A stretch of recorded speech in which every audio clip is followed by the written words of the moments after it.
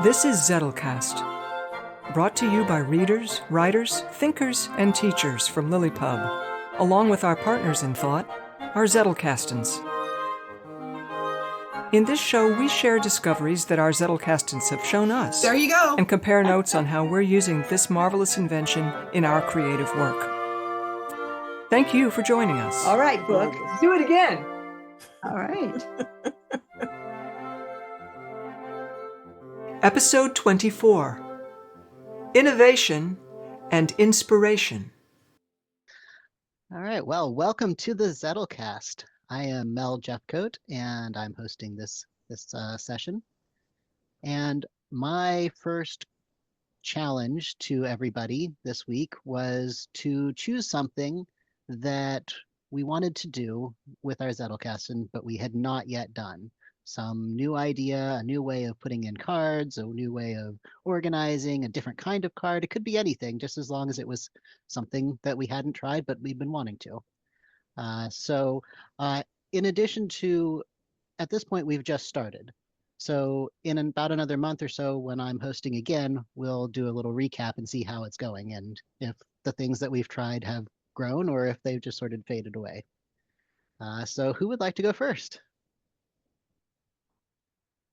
Oh, okay. I'll go. All righty. So I'm going to have to use my down-facing camera because I got to work with Zeke here. Zeke says hi. Okay, so this is Zeke, my Zettelkasten. And recently I had to move my author box to the back of Zeke because he was sharing a box with my index and the index was just getting too big. Plus my project has to do with my author box, which was going to grow it. So I had to put it, share a space with my workbox. So this is my workbox where I pull cards to work on, especially this is all my Zettelkasten book. So now what I'm going to show you about is in this back section, which is my author box, where my author box moved to. And I have been wanting for a long time, and I went down the road a fair distance and failed with the idea of creating a title index. So my first attempt at creating a title index turned out to be totally disastrous. It was Book title index? I wanted a book title index, Okay. and I went overboard on it. What I ended up doing for my title index was creating not just a title index, but I included the author names in it. And that turned out to be completely unworkable because it was just getting too fat and too repetitive. And it was just becoming clunky beyond belief and just miserable to work with. So I abandoned the whole idea. Then Mel got me going again.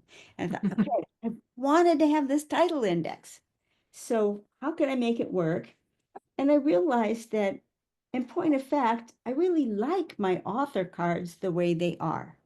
I like the fact that I've got names and I can put all of my authors in one place and actually find all of the works that I've got for that author on one card.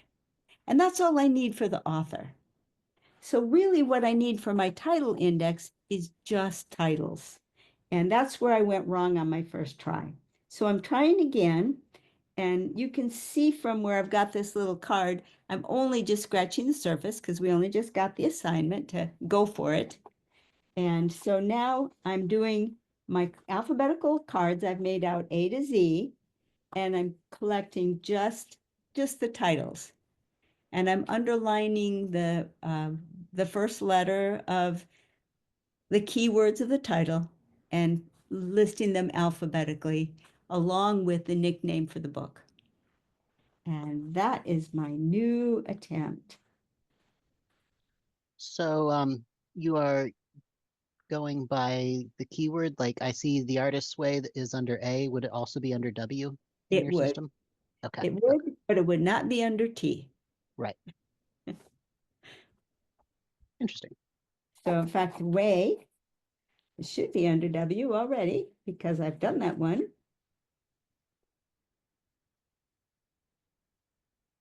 Sure enough, there's the artist's way, and along with the timeless way of building. Now, as a matter of fact, I've got two ways and two words. As soon as I get to three, like any other index, it will get promoted to a card of its own. And right now, although it's in its own space right now, I think my plan will be to distribute them through the letters of the alphabet at the front, and then just let the author names go to the back. But that's easy to change my mind about if I decide that doesn't work. So thank you very much, Mel, for getting me to try again and to actually work out a system that I think is going to function this time. Cool. Yeah, that's fascinating. I already had an author and title index in my bibliography box, but I just indexed by the first major word. You know, not Aran or the. Yeah, I didn't index by any other words in the title. So it's interesting. I might consider doing the more tagline approach like you're doing. Well, just using the title as though it were a tagline. Exactly. Yeah. And indexing each of the keywords. Yeah. Well, mine I have sort of talked about before, and so it's not a new innovation that I'm creating above and beyond the fact that I already started doing this. So, and one of our Lily Pub regular listeners, Bev, happened to ask me a question about it recently. It was like, what is it that you say that you do with books? I will, so I'll share my down-facing camera, and I'm basically handling indexing titles from bib cards in a different way. And I'm going to show it kind of in situ to show why it is that I'm already thinking that I like it for me. So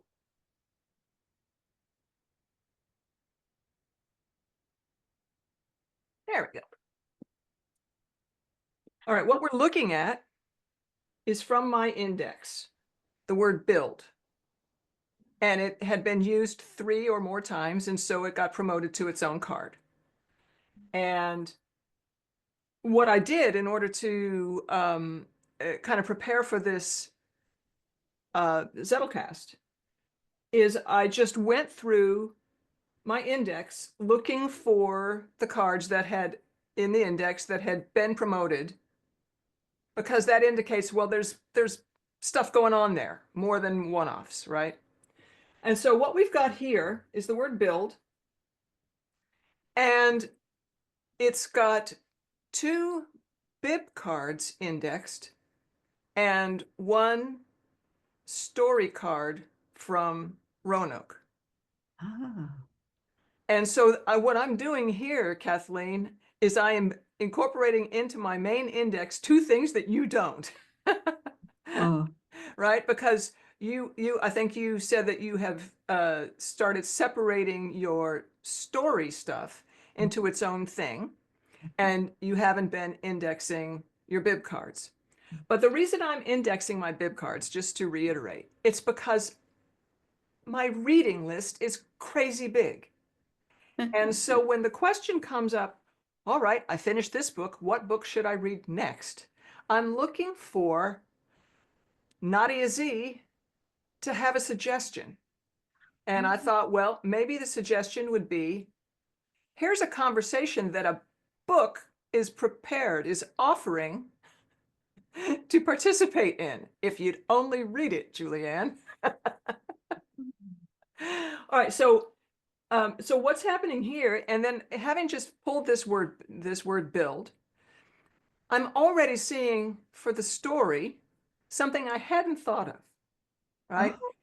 So the story, not quite time-honored building tradition leads to discovery. So the not quite time-honored building tradition I'm referring to is the tradition that comes from the timeless way of building, that the ancestors of Lydia have decided, let's do this all the time. So if you read The Timeless Way of Building, he talks about, he goes through different ways. One is a very small way where he says, here's how I created a little cottage in my back of my house. And he talks about the way that he did that. And then he talks about expanding that into how do you, if you've got, let's say, a family compound, how would they expand? Or a little village, how do they expand?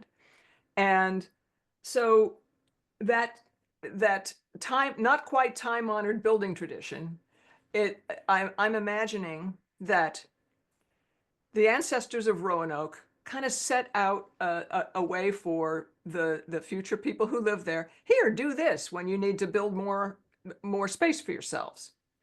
And I'm imagining, not that I have figured this out yet, but I'm imagining that kind of like the game of telephone, right? The current generation have sort of lost the plot of that whole tradition, but in the scene, and this is really not a spoiler because I'm anticipating that this scene is going to happen right at the beginning of the book. Not that I've written it yet, because I'm already intimidated by it, but I'll get there. So that they have lost the plot, they have not done it right, but somebody knows, hey, here's how this actually ought to be.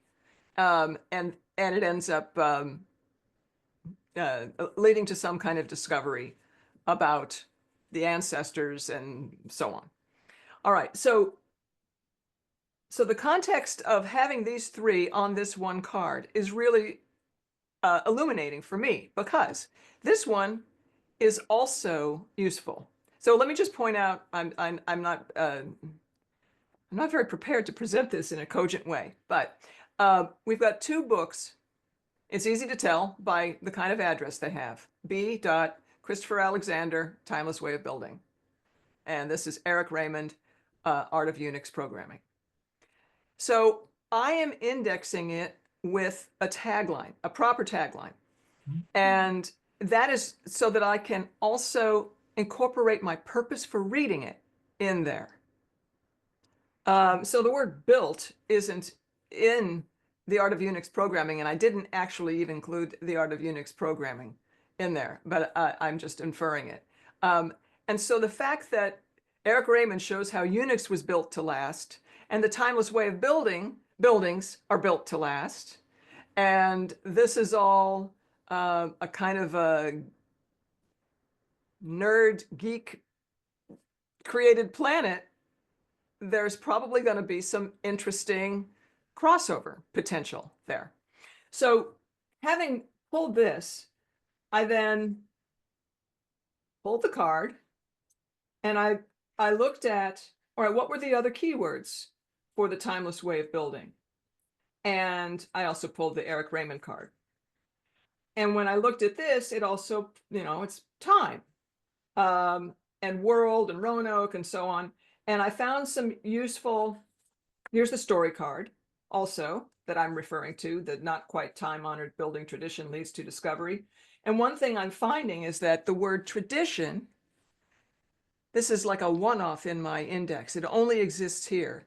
But in fact, for the story of Roanoke, they're trying to establish traditions. How do you establish traditions from the very outset, right? So how would they have done that? That's led me to a question that I actually hadn't asked myself before today. And then I have all this stuff around time, which leads me to the thing that we talked about Jenna being time blinded by her link. She lives in the present tense. And so I found, and I also found this thing about transition patterns that I think I talked about in a previous episode. Transition patterns in music and how they signal that, hey, we're leaving. Hey, we're just about to leave. Hey, we've arrived. Again, that sort of flow is something that happens in space with the Timeless Way of Building. So the participation of the book in the index is stimulating a whole lot of thoughts for how I'm going to build out that part of the story that hadn't occurred to me before I looked in there. So I'm glad I'm indexing the story, and I'm glad that I'm indexing the books. That it works for my own process, because as I contemplate, well, what is the role of stories for me? The role of stories for me is to examine, how do you do something, and what does it look like when you do it well? That's what every story that I've ever contemplated writing has been about. And so I'm not writing an instruction manual on how to do it, a nonfiction book. I'm exploring it through fiction. So my stories actually belong in the index because they're part of my normal flow. Fantastic. Yeah, it's very interesting. You made me very happy that I've only just scratched the surface in indexing my book titles, because now I get to scrap it and do the third version where my index entry for my book title is a proper tagline that includes my purpose for reading the book. But I can't start that until I ponder whether or not I ought to put those entries right smack into my regular index. Ah! It also made me very happy that I had not yet had time to start the process of pulling all of my fiction references out of my main index and creating a separate index for them. I bought the 8.5 by 11 index pages like Victoria uses, but so far they're all blank. And oh my gosh, you're making me rethink.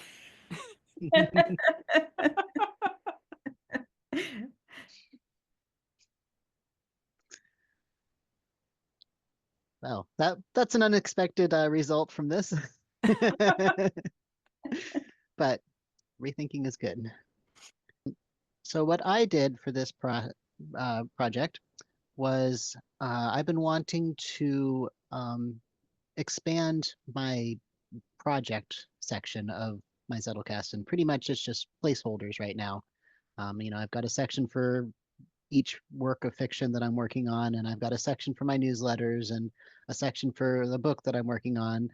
But there's just a few cards in there. And what I wanted to do was to go back through the newsletters that I've already written and start making some connections. And I only got partway through it in this pass. I've gone through most of them and made a note of the resources used in each one. So the books that I referenced, books and articles that I referenced in each one. So now I have that on a card in my working section for each newsletter. And I am not sure if I'm going to do this yet, but I'm contemplating having sort of a master list of the books, the references, and then which letters that they get referenced in, because some of them are in more than one. I'm not sure if I'm going to do that. We'll see. But it might be useful as the issues pile up and there are more of them. But I also have a card making note of where my rough drafts are. So the very roughest draft is in a yellow legal pad somewhere. So now I have it written down which pages it is. Granted, will I need to look at that? I don't know. Maybe I'll want to.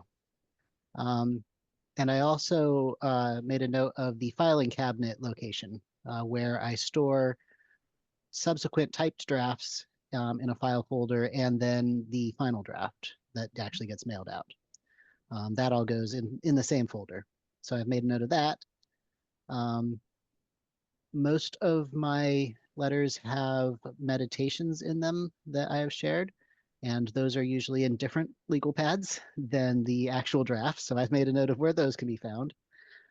I expect to eventually transfer all of those into the Zettelkasten itself as cards, but that's not there yet. But once I do, then that would be another link. And then I also made a note of my opening story for each issue so that I can keep track of the stories that I've used and not repeat Oh, I myself. told that Roadrunner story already. Right. Yes. Repeating myself is not an issue right now, but it could be a few years down the line. So that's what I've got so far for each of the issues. I've got a section that's very small right now, but um, sometimes I think of stories. I'm like, that would be a great story to use as an opener, but it's not one that fits what I'm currently writing. Well, rather than forget the story and lose it, I'm trying to make a note of them, at least in rough outline, and then just store it in there. So, maybe a couple months down the line, I'll be going, I need a story. I can look through it, and maybe I already have one figured out. Um, Will you and create then, little story cards for those? whew, I had envisioned pretty much just like a little like synopsis. Mm. I don't know that I would need to like write it out full, with all description and everything. I would probably want to do that, when it was time to actually use it, so that I could choose the details that mattered most for the thing it was opening to for. Um, it's possible that I may collect the stories that I have used and make an index of them of these are stories that I've used and maybe I could reuse them in a different context. Um, not again in the newsletter, but perhaps in a book later or if it fit. So yeah, I'm writing so much every month that I want to be able to reuse where appropriate and avoid reusing where it's not, and just be able to follow the breadcrumbs and the trail of how I got there.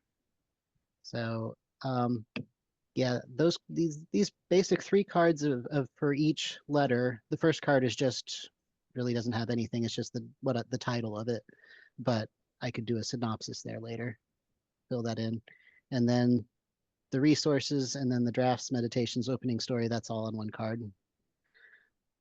I'm feeling more organized and more in control of the information just with that amount of, you know, cross-linking.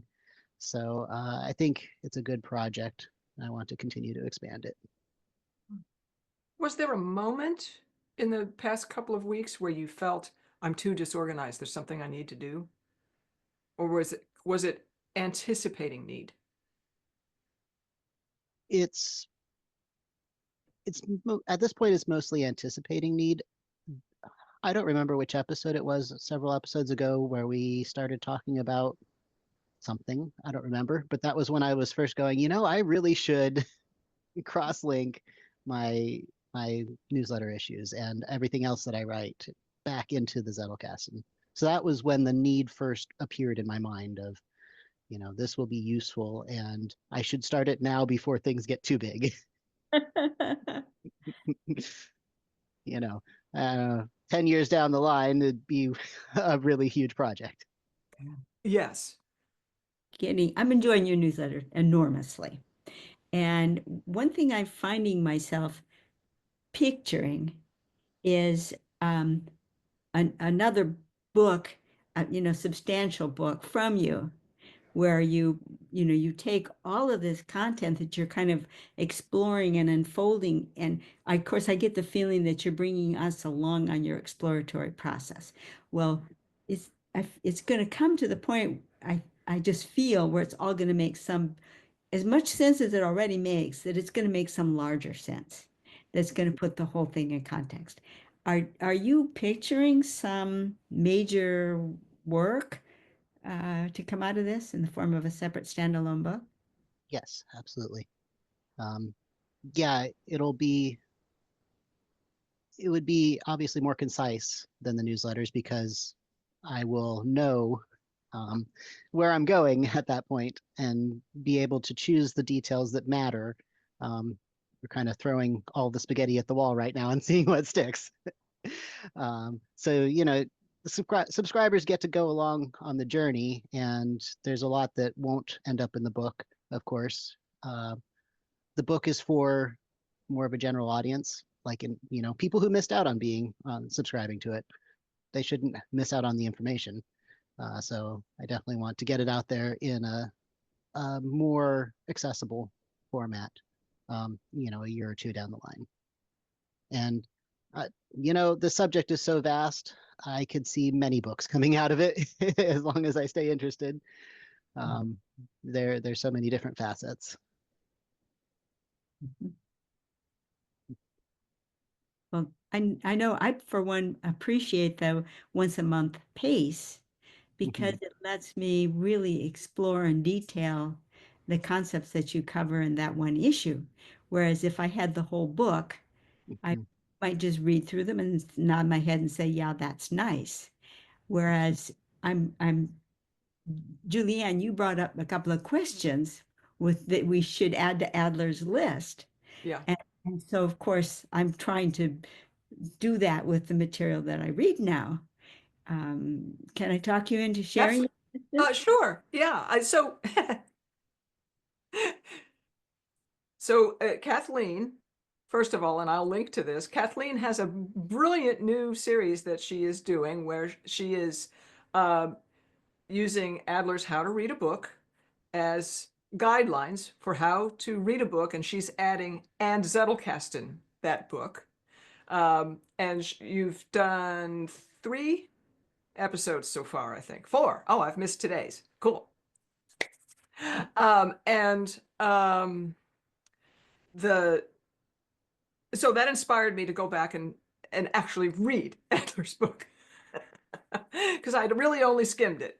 I'd started a bib card, it hadn't gotten that far, and so I got into the analytical reading, where it's a really once you get to the last stage of analytical reading, you're basically setting yourself up to be somebody who could go poke the author on the shoulder and say, hey, I disagree with your book, and here's why.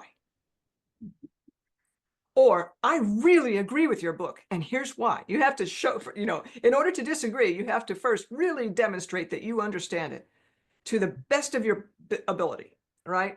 And sometimes a book, like the book that Mel has already written, Turn the Page, will require that you try something.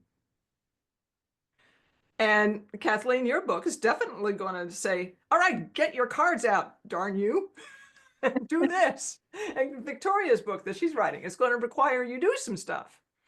And so that's a behavior change. You're not just changing your understanding and engaging with it intellectually. Certain kinds of books require that you do things.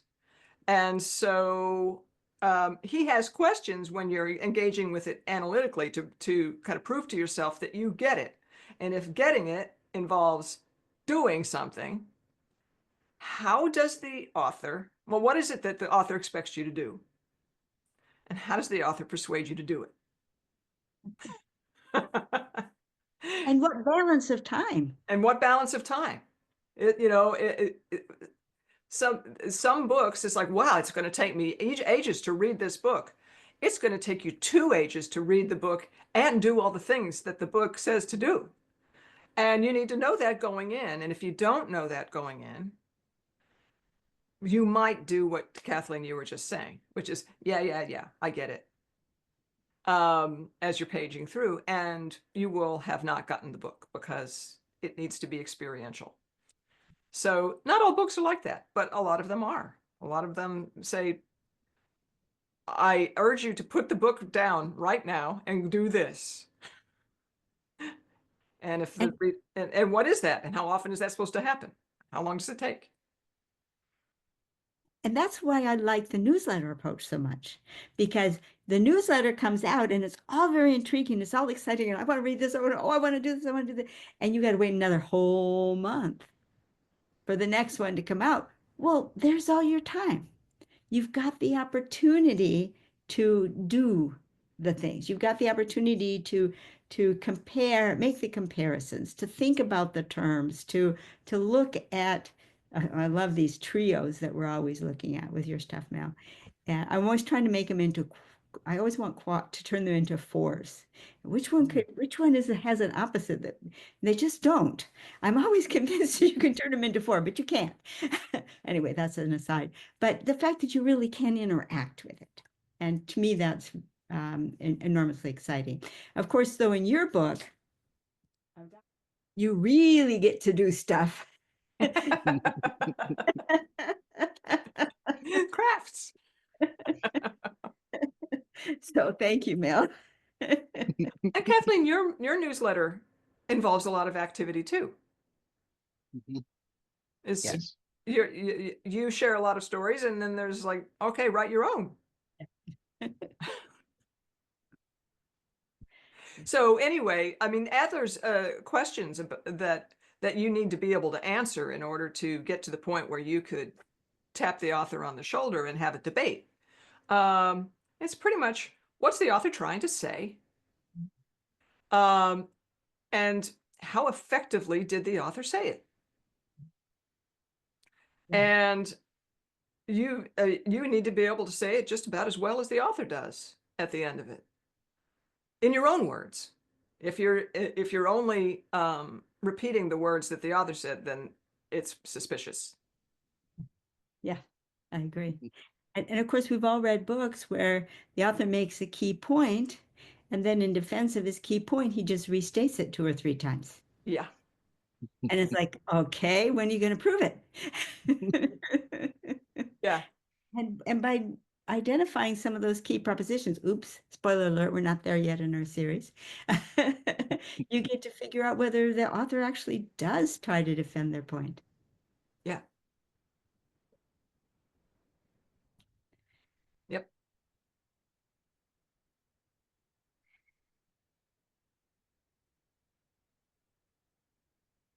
I ran into that a little bit. I've just started reading Aristotle. Uh, so he's actually really readable, at least what I've read so far. Categories is the one that I've read. Uh, and it's all very interesting, very relevant. You'll see it in the next issue. um, but one thing that I don't talk about is there's this whole section where he makes these arguments that sort of undermine what he's already made. He says these things work this way, and then he says, well, here's examples where it doesn't work this way. And but I was just like yelling at him in my mind. I'm like, no, it does work. You just need to look at it this way. And your counterexample is not a counterexample because you're messing up what you're looking at. It feels a little bit presumptuous to be yelling at Aristotle, but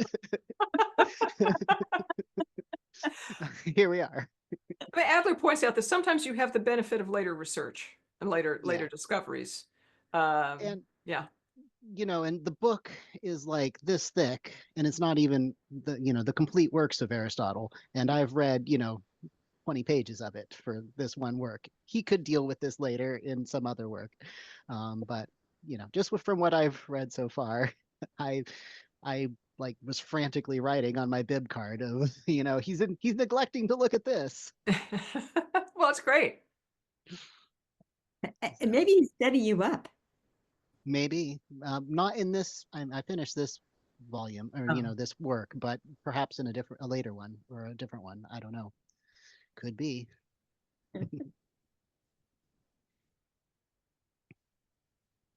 But well, this has been very interesting. We still have a little bit of time, so the second question that I had for us was, where do we find our inspiration? Do you go looking for it, or do you just let it come to you? Or, if you do both, which do you do more? So, inspiration, where does it come from? For me, it just comes. But the pattern in which it comes generally goes very well with Zettelkasten.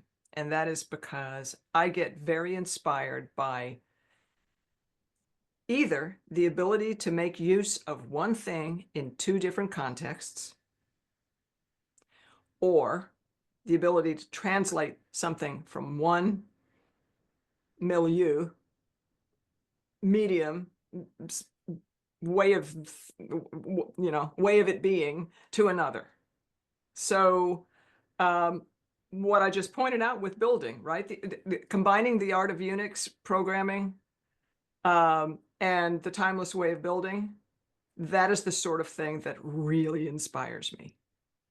Is that, when Kathleen, you talk about that's for me what is like, oh, I can see the parallels. And there and the sum is greater, the feeling that the sum is going to be greater than the parts. And those things just come. And if you have a mind where you're kind of already thinking along those lines, you see more and more and more and more of them. So that's just been a habit of my mind my whole career. Uh, uh, in software started out that way.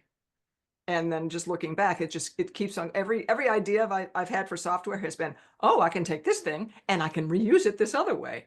2 for 1. And so that's where my inspiration comes from. And I don't even really need to look very hard or intentionally, where can this be used for that? I just look at the one problem, and the other solution that is similar kind of just comes up.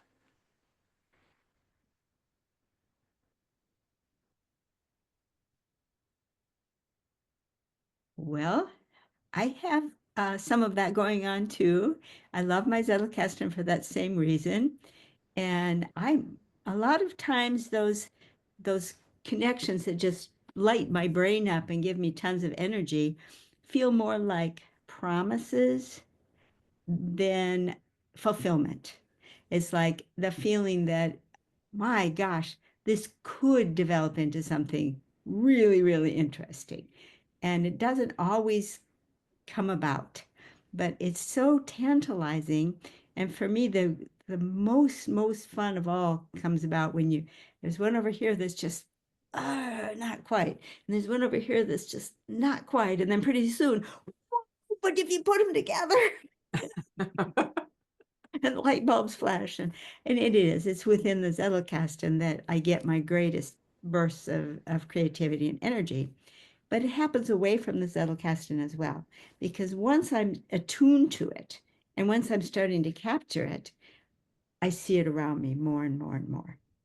And hanging around this group opens me up, because I'm around people, the two of you, and also Deb and also Victoria, who aren't with us today, but everyone has such a different and unique approach to the Zettelkasten that it's like, oh, I never thought of that.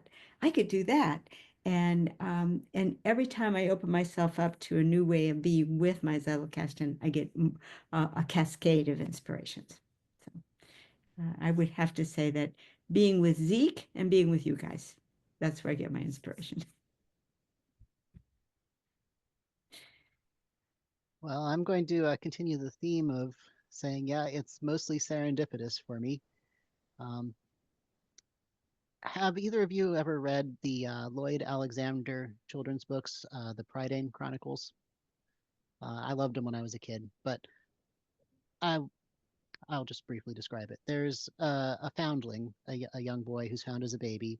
Um, Heron is his name, but in one of the books, it's basically a coming of age story for him. He goes out wandering to try and find his family, where he came from, because there's absolutely no record of it. And this is in a sort of a medieval Welsh sort of setting, magical.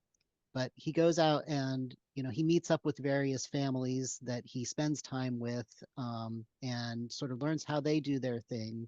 And but then there's always a reason like this isn't quite right, and he moves on to find something else. But one of the families that he stays with is this really spontaneous, joyful family. They live by a river, and everything that they get, the river brings to them. Everything that they need. They've got a weir to sort of a net across the river, and whatever ends up in the weir that day, they're making use of it somehow. Maybe a chicken floats down the stream and now they've got dinner. And there might be some weird piece of metal that then they turn into a tool. Whatever they find, they use, and they're just joyful for whatever comes to them. So I do that with ideas. that's how I approach. I've got my nets out, I've got my questions that I'm thinking about, and I read lots of different things. I wander around and look at different things, and sometimes, bam, something ends up in my net. And it's like, oh, that is such a cool idea. It fits in with something else that I was thinking about. And, once you get the starting point, for me, then I find more inspiration by chasing it down. Like, where does it lead? What does it connect to? So in that sense, it's not spontaneous. It is directed, but the initial inspiration often is very serendipitous. Just happen to walk into a bookstore and say, oh, that title looks interesting. Or, who knows how it can come.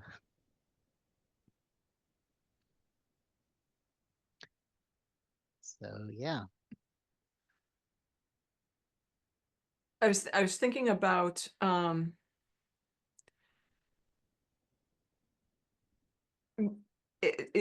the initial assignment, enhance your Zettelkasten in some way. I was thinking of all these different ways, and it was really the idea was trying to expose the connections that are nascent in there. And being a technologist, I thought, well, maybe there's a digital way that I could do this, or maybe there's a way that I could be keeping like a living mind map or something. The living mind map maybe could work, but the digital thing, one, I've got Scott Shepherd's voice in my head, so I don't want to be a bubble graph boy. But having not actually just tried to explore for conversations that are nascent any other way first, why I'm not going to automate something that I haven't done manually. Right. And so the fact that I was able to just start with my index, again, I'm kind of doing the question I said, if you had somebody else's Zettelkasten, how would you explore it in order to find out what's in there? And I'm doing it with my own because my own is more than a year old.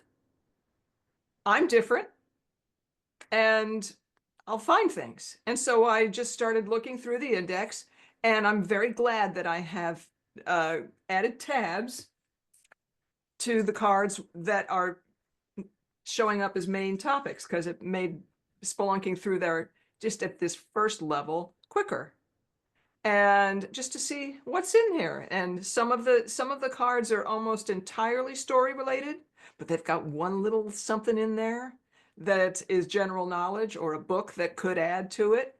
And it's not like my index is so big that I won't benefit from just letting my fingers do the walking and taking the time. Because if the bubble graph had shown me, hey, Art of Unix Programming and The Timeless Way of Building, they both use the word build in your tagline. Would it have jumped out at me in the same way? I don't know. Possibly no.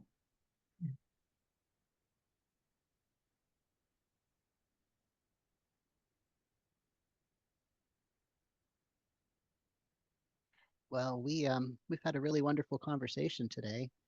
Um, so where could people go if they would like to participate in more conversations with us or learn more? You can come to lilypub.org, and we've got several ways now that you can participate in the conversation. If you join us at lilypub.org and you become a member, you have the Roanoke group where you can actually see what's happening as we go along and contribute your thoughts and ideas. We have the Circle for Zettelkasten, where you can explore the Zettelkasten. And guess what? Starting this week, we have 2 new office hour calls where you can pop in and ask any questions that you might have about your Zettelkasten. It's not a scheduled presentation. It's just a time when you can jump in and join us. You can find us in the Circle for Zettelkasten. Look for the events tabs. There's one on Tuesday at 8 a.m. Pacific and another on Thursday at 5 p.m. Pacific time. But if you come over to the events tab, you'll see it in your own time zone. So you can see if you want to join us. And if that all seems still a little too much for you, you can still go over to lilypub.org and sign up to be on the mailing list for all things Roanoke, and we'll share with you a link where you can find postings that we make as we go along. So one way or another, we hope you'll consider joining us. Thank you, Kathleen. Yes. Victoria wanted me to let you know that she's still planning to be our leader next week. Excellent. Very good. Thank And you. now, if you don't already have a title, you'll let me know the title for this week. I will. Fabulous.